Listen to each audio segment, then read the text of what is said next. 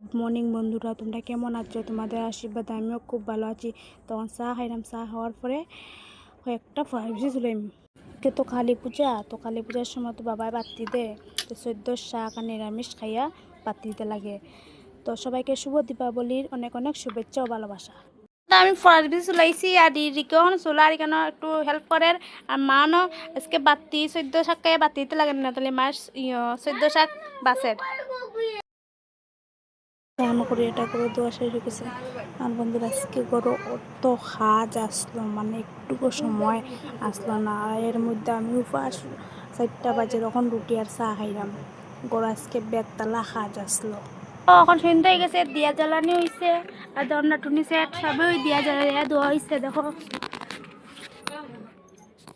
হয়তো আমরা টুনি সেট লাগানো হয়েছে।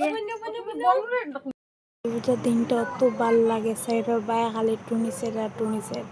আর বাবা এখন বাতি দোয়া নদীতে গেছে, আর আমিও তেনে লয়ে গেছি। আর নদীটার দেখো জাস্ট ওয়াও, সাইডের দিকে যে সুন্দর লাগে, বাতি সবই দিছে, যে ভাল লাগছে। আর আমার পাড়ার মধ্যে টুনি সেট লাগাইছে, কত ভাল লাগে। টান করে অঞ্জলি লাগাইছি বন্ধু।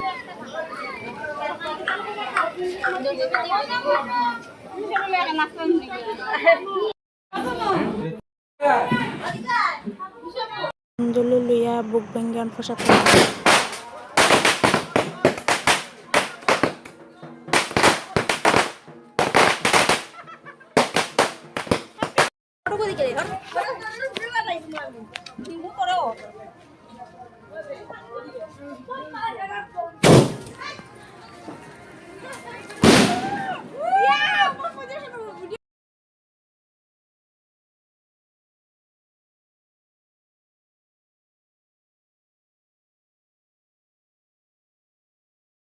বন্ধুরা, অঞ্জলি লো আমরা শেষ হয়ে গেছে মোটামুটি, এখন আমরা বই দিছি।